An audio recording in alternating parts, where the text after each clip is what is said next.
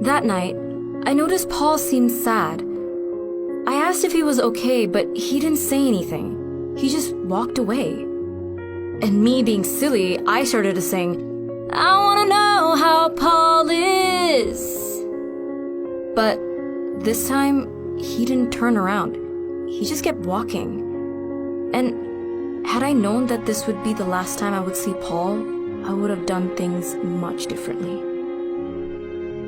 I met Paul 5 years ago in band class. We had the same interests and he loved to play the saxophone. We were just two little weird scrubs that loved music. He was one of those guys who you could laugh and joke around with. He was a little nerdy and had his quirks, but that's what made him special. Paul allowed you to see that side of him. He made you feel like you could be yourself no matter how awkward or weird you thought you were. He made you feel normal and he made you feel wanted. I cherished his friendship. He introduced me to the game Minecraft. We would stay up late on Skype while we played Minecraft together. During those calls, we would talk about everything, band, school, and other kids. I told him about my passion for writing and he encouraged me to actually finish a story. The story I wrote was trash, but he didn't care. Every day at lunch, he would ask me if I wrote anything new, and if I tried to say that I had writer's block, he told me I needed to get through it and keep writing. When I finished the story, he grabbed the journal and read it all. I lived for that moment. I don't think he understood the joy he gave me when he read my story. I started to write more, just so he could read my stories. Sometimes he would give his honest opinion, which hurt when he gave negative criticism, but it was so helpful. Freshman year was my happiest year, and Paul contributed to that completely. But in sophomore year, things took a scary turn. That's the thing with depression and stuff like that. You never really know how long the person is struggling with it until it becomes such a burden that it slips through the cracks. At first, it was small things. His moods were more sour than sweet most days. He didn't want to talk about his problems or even acknowledge that he was dealing with something. Every day after school, he would pick me up in his old, rusty pickup truck and drive me to the sophomore parking lot so I wouldn't have to walk. A lot of those times, he would park in the parking lot and we would just talk for ages. Sometimes I would be able to get him to open up about what's bothering him, and those times he would go into detail. But other days, he would be so vague. It still meant a lot to me that he was willing to talk to me about his problems, and I tried my best to make him feel better in any way that I could, but I always felt that I wasn't really helping him. I felt like he didn't want my help, or any help for that matter. It wasn't until spring break of sophomore year that he told me he didn't want to live anymore. It was the most heart-wrenching text I had ever gotten. "What do you think would happen if I wasn't here anymore?" My first response was to be angry. I mean, how could he think like that? Didn't he know that so many people would miss him? How could he be so selfish? But then another thought popped into my head. What if he's planning on doing something right now? I didn't know what to do. I was miles away and there was nothing I could do except try and calm him down until I got home. It was one of the most stressful weeks of my life. If he took too long to reply to my messages, my mind would constantly jump to the worst conclusion. As soon as I got home from vacation, I went to my band director who told me to go straight to the counselor. I told the school counselor everything about what had been going on. She told me that everything would be okay and that she would speak to Paul and call his parents. I didn't know if I was making the right decision, but I knew I had to do something. Anything to help him get better. He was going to the counselor right after class. I was sure he knew that I had said something. I was afraid he would be furious with me like I betrayed his trust in some way. When lunch came around, I saw him sitting at our usual table. I sat across from him. My stomach dropped as he looked up at me, gave me a weak smile, and said, "I know it was you who went to the counselor." "Please don't be mad," I whispered back. He went on to tell me how he wasn't mad and that he probably needed that visit with the counselor. Later that night, he finally spoke with his mom and told her everything. After a while, I became so tired of being around someone who thought so negatively. I felt like I had done all I could do and couldn't handle the strain he put on my heart. How do you help someone who refused to admit that something was wrong? I know none of these are good excuses, but at the time, it was all that I had to keep sane. I kept making excuses to not hang out with him, and to be honest, I didn't think he cared enough about me to get hurt about not hanging out. Until he texted me one day saying, "I feel like you're trying to avoid me." I felt horrible by what I had done. How could I have let our friendship come to that? I knew he needed help, but when it got hard for me, I gave up. I hated thinking that I left him alone in his dark thoughts, and maybe all he needed was a little light, an escape. Maybe I was that escape. But I'll never know. Junior year comes around and everything seems all right. He had his moods at times, but other than that, he seemed happy. It was homecoming night. The band marched and the football team played. It felt like finally school would get better. But I noticed that Paul wasn't acting like himself. Normally, I would have just made a mental note in my head to ask him about it the next day, but something told me that I had to go talk to him. "Are you okay?" I asked.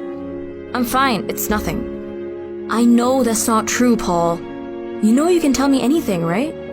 Even if you don't want me to say anything, I'm here if you need someone to vent to."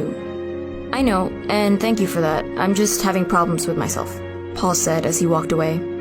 Me being silly, I started saying, "I wanna know how Paul is."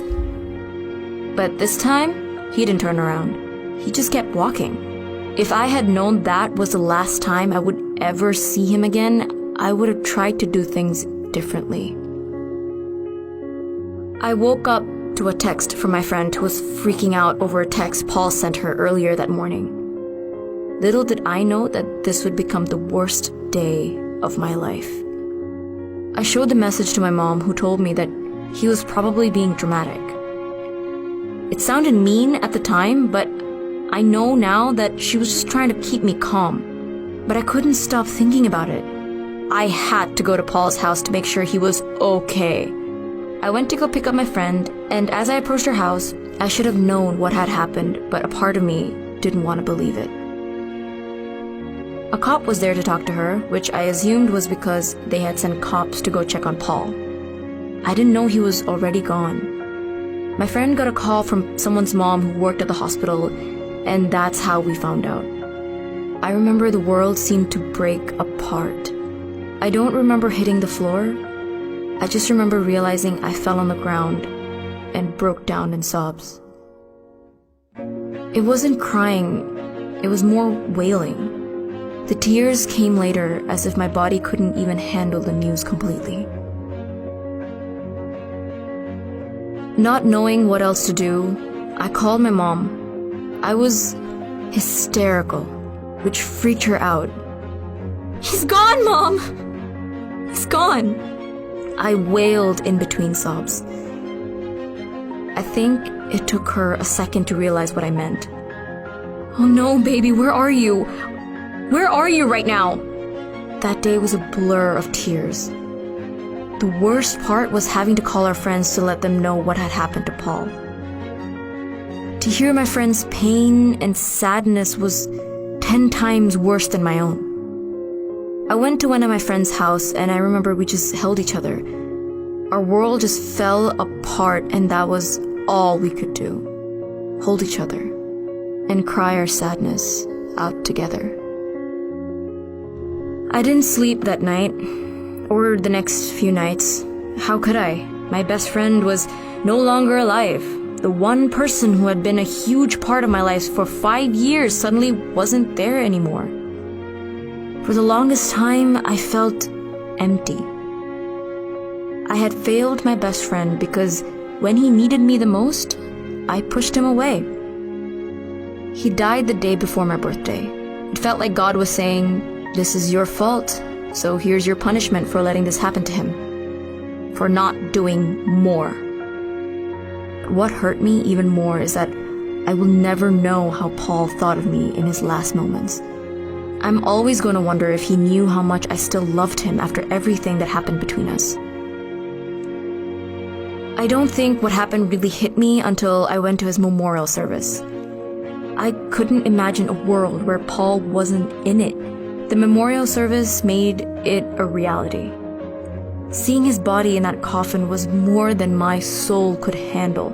When my mom and I were in the lobby, my mom was talking to someone and I was left alone with my feelings. Some of Paul's belongings were laid out, and what took me over the edge was seeing his Letterman jacket lying next to his saxophone. I had sat in his car with him just a few weeks before, and I remember seeing that jacket laying on the back seat of his car. Such a small thing broke my heart because I realized at that moment that was it. From that point forward, all I would have from him were memories. No new adventures or conversations. Nothing. I felt like my knees were going to give away, and I told my mom that I needed to leave. My relationship with Paul was one of the highlights of my life growing up. He had so many good times, and I hate that he ended it so soon. I wish I had done things differently. I wish the school had done things differently too. Paul went to only one counseling session. I wish the school would have paid more attention to him and followed up with him after the initial counseling. I'm not putting the blame on the school, but I think it's important that schools do more to help students struggling with depression and other issues. I would give anything to have him back in my life again. Anything. It's weird to think that anything positive could come out of something so dark, but for me, that's the case. My friendships have grown stronger, and I've gained a new appreciation for life. Because now, I know how precious human life is and how complex depression can be. I know that the words I say to people can have a life-changing impact. I know now that how I treat others matters. So, if you take anything away from this, please know that your actions, the way you talk to others, has an impact on the people around you. If you see someone struggling with something, lend a hand. It may end up being the lifeline that is the only thing keeping them here. And if you are struggling with depression or think that no one cares about what you're going through, you are wrong. So many people in your life love you and care for you. Your sadness is not permanent. As Paul said in his last message on this world, you are beautiful, wonderful, and important.